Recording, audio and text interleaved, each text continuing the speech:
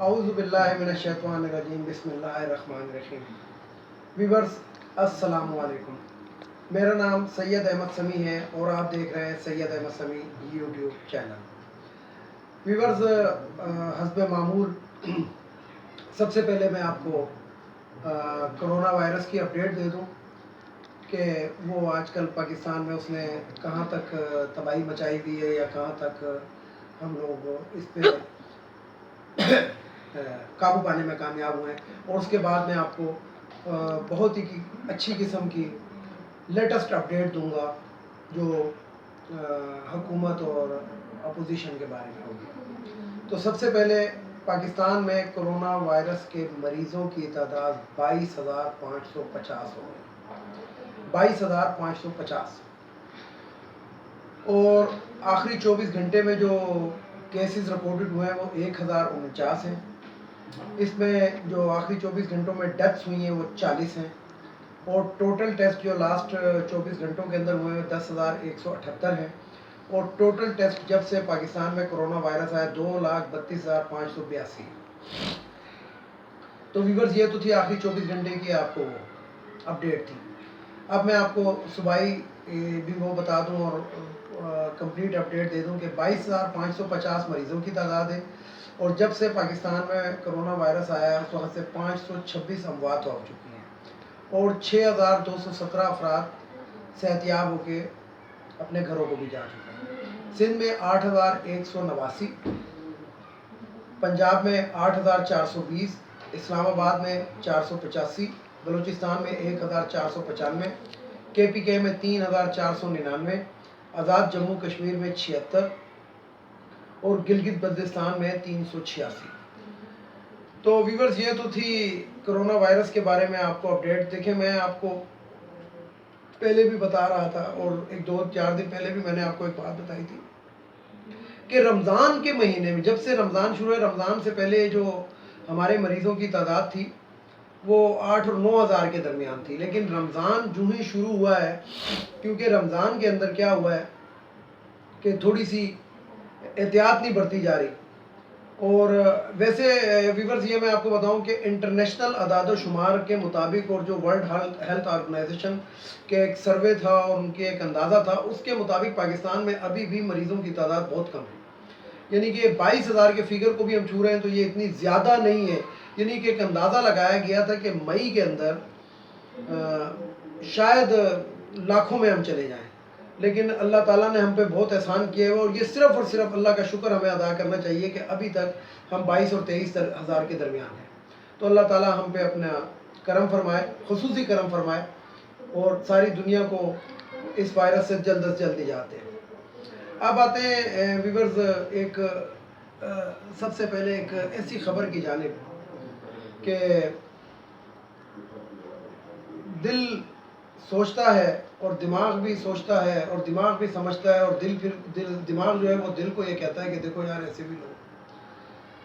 ویسے یہ آپ کو خبر پہلے بھی مل چکی ہوگی کہ یہ جو ہے پاکستان پیپلز پارٹی کی ایک خاتون ہے، نفیسہ شاہ جن کا نام ہے، یہ بے نظیر انکم سپورٹ پروگرام سے وہ جو 2,000 روپے منتھلی جو دیے جاتے تھے وہ لیتی رہی ہیں۔ اسی طریقے سے ویورز اس کے اندر بہت زیادہ ایسے بندے ہیں جو 17ویں گریڈ سے اوپر کے ہیں، 17ویں اور 22ویں گریڈ کے آفیسرز ہیں، سرکاری آفیسرز ہیں، جن کی بیگمات لیتی رہی ہیں 2,000 روپے۔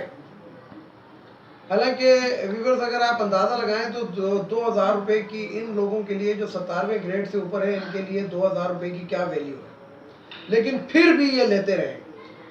تو میں آپ کو اپنی پچھلی ویڈیوز میں بھی کہا تھا کہ میں ہر اپنی ویڈیو کے اندر اب ایک دفعہ چیف جسٹس صاحب کو ضرور یاد دلایا کروں گا کہ یہ آپ کا سو موٹو بنتا ہے۔ تو چیف جسٹس آف پاکستان، میری آپ سے اپیل ہے کہ یہ سو موٹو بنتا ہے۔ کیوں بنتا ہے؟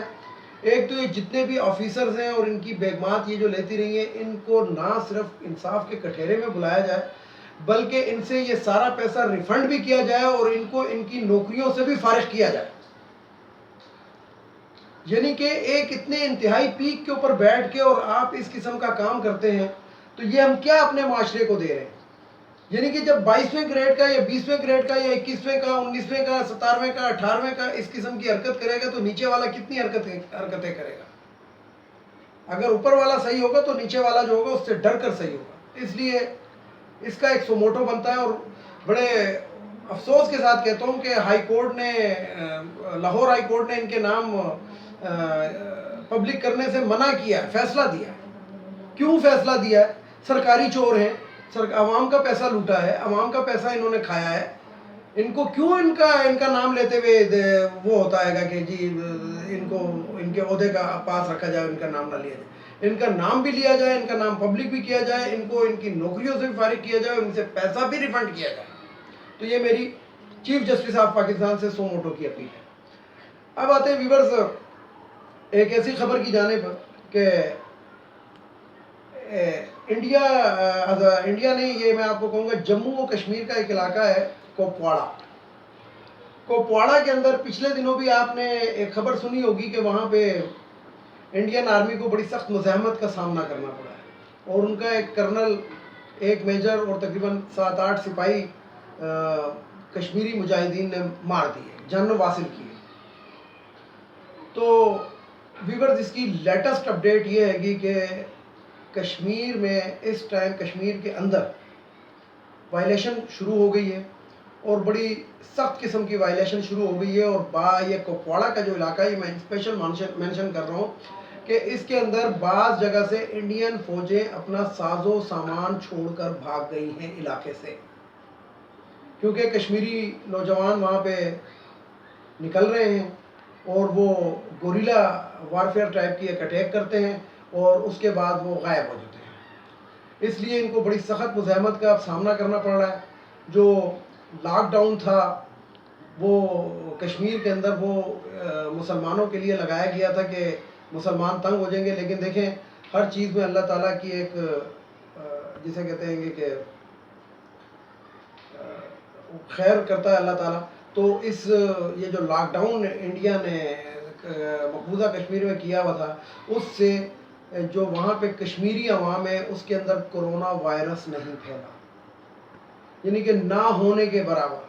انڈیا کے اندر تعداد جو ہے کرونا وائرس کی تقریباً 70,000 سے تجاوز کر گئی ہے، لیکن جموں کشمیر کے اندر مقبوضہ کشمیر جس کو ہم کہتے ہیں اس کے اندر نہ ہونے کے برابر ہے مریضوں کی تعداد. اور اگر وہاں پہ مریض ہیں تو وہ انڈین فوجوں میں ہیں، وہاں کے عوام میں نہیں ہے. تو ویورز یہ خبر میں آپ کو دینا چاہ رہا تھا. تو دعا کریں کہ کشمیری مجاہدین کے اوپر یہ جو 70-72 سال سے جو ظلم ہو رہا ہے، اللہ کرے کہ اس کی اللہ تعالیٰ ان پہ رحم کرے اور اب ان کو ان کا حق ملے جو وہ جس کے لیے کوشش کر رہے ہیں. اچھا ویورز دوسری طرف آتے ہیں، قادیانیوں کے مسئلے کو بڑے اس سے چھیڑا جا رہا ہے کہ قادیانی کوئی مطلب دیکھیں جی جتنے منہ ہیں اتنی باتیں ہیں. ویورز میں نے اپنی پچھلی ویڈیو کے اندر آپ کو بتایا تھا کہ یہ 1973 کے آئین کے تحت ان کو غیر مسلم قرار دے دیا گیا ہے. جب غیر مسلم قرار دے دیا گیا ہے تو پھر اس کو ہم کیوں مزید وہ کرتے ہیں؟ جتنے منہ اتنی باتیں. کوئی کہتا ہے جی ان کو فلانا ہو گیا، ان کو یوں کر دیں. اچھا دیکھیں ویورز اس میں آئین کے اندر جو ذوالفقار علی بھٹو نے تشکیل دیا تھا اور مختلف جماعتوں کے ساتھ، اس کے اندر ایک کلیئر کٹ بات تھی کہ یہ اپنی عبادت گاہیں نہیں بنا سکتے، اپنی عبادت گاہ کو مسجد نہیں کہیں گے، اذان سر عام نہیں دیں گے اور تبلیغ نہیں کریں گے. اب مسئلہ یہ ہے کہ جو ہمارے ملک میں 35 سال سے اشرافیہ حکومت کرتی رہی ہے، نون لیگ پیپلز پارٹی، تو یہ مجھے صرف یہ بتائیں کہ جو لاہور کے اندر قادیانیوں کی اتنے جماعت خانے ہیں یہ کب بنے؟ تو کیا خیال ہے ادھر کے وزیر اعلیٰ جو بھی رہیں اور جو بھی وزیر اعظم رہے پاکستان، سے پوچھا نہ جائے کہ ہاں بھائی جب یہ آئین میں اجازت نہیں تھی تو یہ کیسے بنی؟ صرف میں ایک شہر لاہور کی بات کر رہا ہوں. ویسے راول پنڈی، اسلام آباد، ملتان، ساہیوال، سرگودا، اس میں ان کے مختلف بہت زیادہ تعداد میں ان کے جماعت خانے ہیں. لیکن میں صرف اور صرف ایک لاہور کی میں نے بات کی ہے کہ لاہور کے اندر تقریباً ان کے 70 کے قریب جماعت خانے ہیں. اور 70 کے قریب جماعت خانے کب بنے ہیں یہ ذرا ان کی ہسٹری نکال لیں.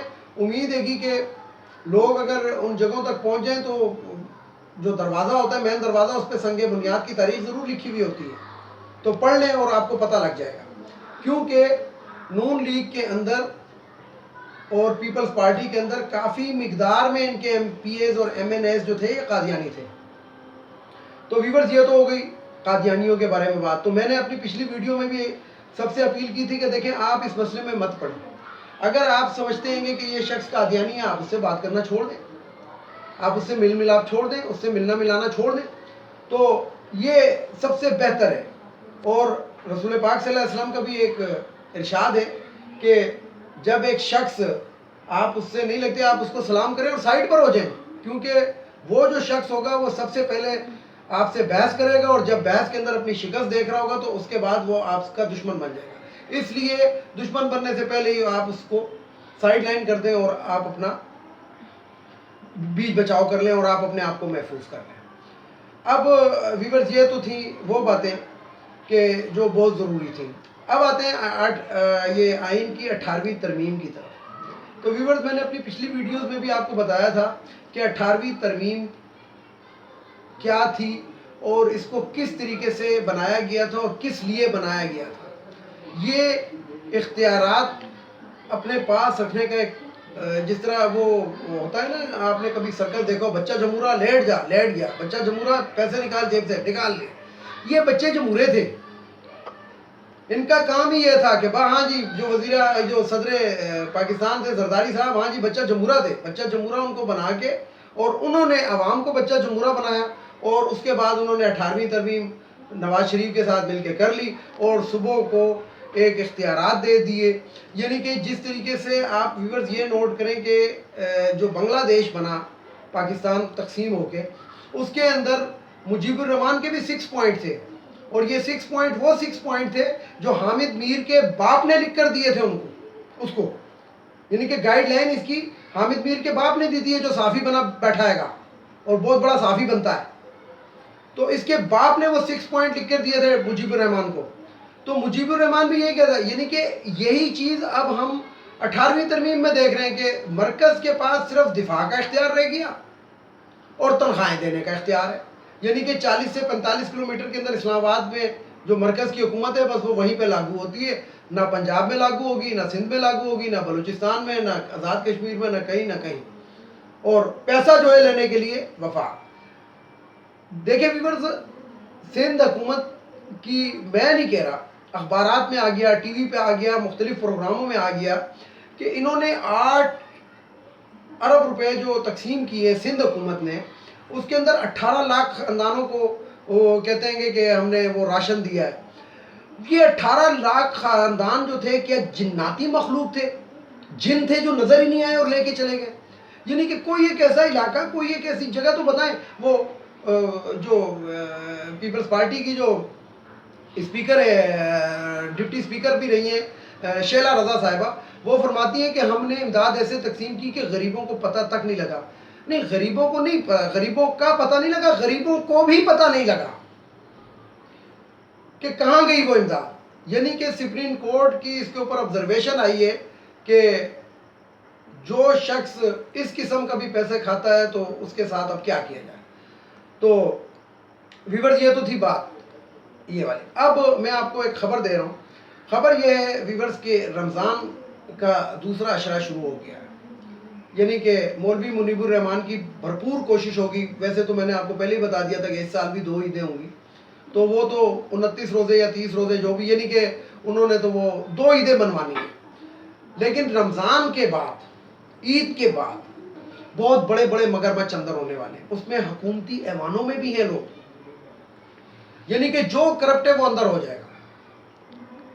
عمران خان نے جو آخری خبر میرے پاس آج کی آئی ہوئی ہے اور بڑے وثوق سے آئی ہوئی ہے, بڑے جسے کہتے ہیں کہ کانفیڈنٹ خبر ہے, کہ وہ یہ ہے کہ انہوں نے کسی کو معاف کرنے سے انکار کر دیا ہے, جو کہ بہت اچھی بات ہے. اس لیے اچھی بات ہے کہ جو مجرم ہے اس کو سزا ملنی چاہیے.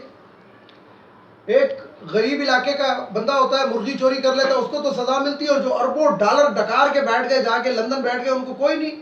جو اسپتالوں میں جا کے لیٹ جاتے ہیں ان کو کوئی نہیں. تو اس لیے ویورز بہت بڑے بڑے مجرم اندر ہونے والے اور ان سے پیسہ بھی وصول کیا جائے گا. یہ خبر ہے، یہ میں آپ کو دے رہا ہوں، اور انشاءاللہ آپ دیکھیں گے کہ عید کے بعد کیا ہوتا ہے. تو ویورز یہ میں نے آپ کو اپڈیٹ دے دی. آخر میں صرف آپ کو ایک بات کہوں گا کہ پہلا وزیر اعظم یا پہلی حکومت، وزیر اعظم بھی نہیں کہوں گا، پہلی حکومت کہوں گا، پہلی حکومت ایسی دیکھی ہے جو ہر کسی کرپٹ کے سامنے سینہ سپر ہو کے کھڑی ہو گئی. آپ اس میں غبن کیے ہوئے دیکھ لیں، سیاستدانوں کو دیکھ لیں، دوسروں کو دیکھ لیں. یعنی کہ جو لیٹسٹ وہ ہے، یہ جو بجلی، جو یہ پاور سیکٹر کے اندر جو جسے کہتے ہیں کہ ایک بےایمانی ہوئی ہے، اب اس کو بھی حکومت انصاف کے شکنجے میں لانا چاہ رہی ہے آئینی ہاتھوں سے. اور ویورز ایک خبر آخری یہ میں آپ کو دے رہا ہوں، جو میں نے آپ کو کہا ہے کہ بڑے بڑے اندر ہو جائیں گے، اس کے اندر ایک بہت بڑی تعداد بیوروکریٹس کی ہے. وہ بیوروکریٹس جو راتوں رات ہر ایک کے ساتھ مل جاتے ہیں، یعنی کہ ان کا بہت بڑا کردار ہوتا ہے. کھانے کا طریقہ یہی سکھاتے ہیں، یہی بیوروکریٹ سکھاتے ہیں.